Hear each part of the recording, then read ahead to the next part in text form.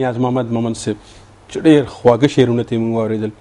ما ته د صاحب شاه صابري او 2 شعر رایاد کړل چې ستړی ستومانه چې د کاره راځم، ستړی ستومانه چې د کاره راځم، تا یادومه چې په لاره راځم. او د کلي ډېرې لارې ډېرې کوڅې، د کلي ډېرې لارې ډېرې کوڅې، په دې کوڅه د چا د پاره راځم. ډېره مننه ستاسو. مشاعرې دویم شاعر ښاغلي جاوید همدرد صاحب له بلنه ورکوم چې موږ په خپل خوږ کلام ونمانځي. د چا تعلق چې د سوات د سیمې سره دی. مننه نثار صاحب. د غزل نه مخکې یو قطعه ده: پښتنو وروڼو که خپل نسل مو آزاد پکار وي، پښتنو وروڼو که خپل نسل مو آزاد پکار وي، نو خامخا به مو په منځ کې اتحاد پکار وي. او قام جوړول خو څه د خولې تشې خبرې نه دي، قام جوړول خو څه د خولې تشې خبرې نه دي، د دې دپاره به په یو بل اعتماد پکار وي. ډېر ښه ډېر ښه مننه. ډېر ښه. اوس غزل مطلب ده چې د حالاتو ناکړدو په مخ سپېړې راکړې، چې د حالاتو ناکړدو په مخ سپېړې راکړې، خپلو پردی کړمه پردو په مخ سپېړې راکړې. مننه. په دې دوران کې چې مې څوک دي زاهدان بللي، په دې دوران کې چې مې څوک دي زاهدان بللي، څه زما فکر څه هغو په مخ سپېړې راکړې. مننه. په دې دوران کې چې مې څوک دي زاهدان بللي، څه زما فکر څه هغو په مخ سپېړې راکړې. او چې د احساس په آینه کې مې خپل جاج اخیستو، چې د احساس په آینه کې مې خپل جاج اخیستو، د وخت بې خونده تقاضو په مخ سپېړې راکړې. مننه. او بل شعر دی: یوازې ستا بېروخي نه ده خو زړګیه که نه، یوازې ستا بېروخي نه ده خو زړګیه که نه، په ژوند کې ډېرو معمو په مخ سپېړې راکړې. ډېر ښه. مننه. او بل شعر دی: د عشق په هکله مو وطن کې روایات داسې دي، د عشق په هکله مو وطن کې روایات داسې دي، چې روغ غوسه کړې لیونو په مخ سپېړې راکړې. ډېر ښه. او مننه. او ستا د یادونو سلسلې سوې چې خوږ آشنا، ستا د یادونو سلسلې سوې چې خوږ آشنا، تمام شپه مې شوګیرو په مخ سپېړې راکړې.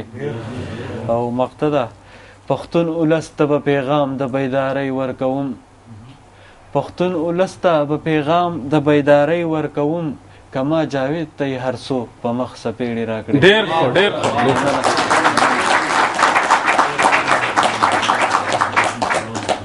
دا ښاغلی جاوید همدرد صاحب څوک چې نه صرف شاعر دی بلکې په فیسبوک کې د پښتو ژبې لپاره او د پښتو ادب لپاره ډېر په زړه پورې خدمتونه کوي.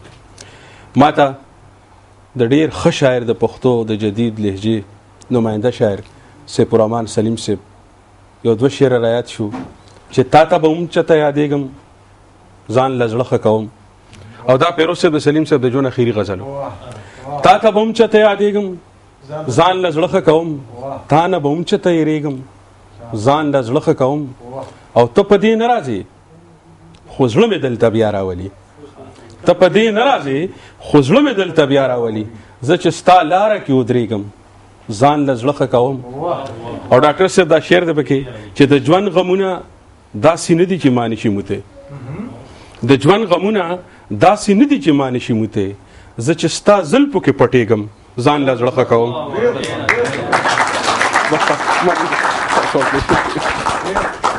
ډېر خوږ او ډېر ګران ملګري سبیل واورین صاحب له د چا تعلق چې د خوست د سیمې سره دی هغه له بلنه ورکوم چې موږ په خوندور کلام باندې ونمانځي. سبیل واورین. الرحمن الرحیم. د شمشاد تلویزیون په بلنه د مشرانو په اجازه تاسو ته خپل خوږ خپل غزل وړاندې کوم، خو دې د وخت د ټولو خوښ شي. ارشاد. یو 2-3 بیته دي.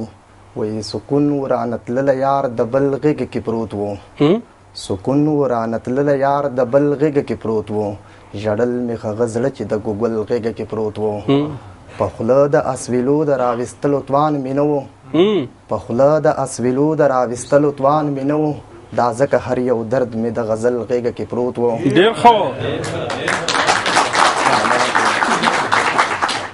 په خوله د اسویلو د راویستلو توان مې نه و دا ځکه هر یو درد مې د غزل غېږه کې پروت و راستونې زه واورین کړمه د یار له دره ستړی راستونې زه واورین کړمه د یار له دره ستړی بېلتون لکه خامار مې د منزل غېږه کې پروت و ډېر ښه ډېر ښه او غزل د نزار صاحب ارشاد وایي یار چې مخ کړو له حجابه بیرون هسې یار چې مخ کړو له حجابه بیرون هسې غم زما شو په سینه کې زرغون هسې زړه مې کاږي له ګوګله زګروي باسم زړه مې کاږي له ګوګله زګروي باسم بېلته نه دي پر ما یخي نخون هسې یوه ورځ مې سترګې وچې له نم نه شوې یوه ورځ مې سترګې وچې له نم نه شوې په ژړا ژړا مې تېر کړو ژوندون هسې لکه شمه مدام بل ته رڼا کاندم لکه شمه مدام بل ته رڼا کاندم فاضل رانه واخیست سکون هسې بیا مې نه موندو وصال په تمام عمر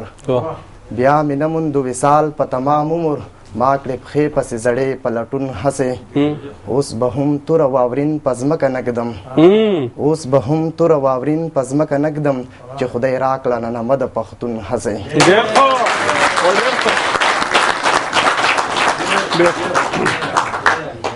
کله ګلاب کله لونګ راوړم ستا د کوڅې څه ناسه رنګ راوړم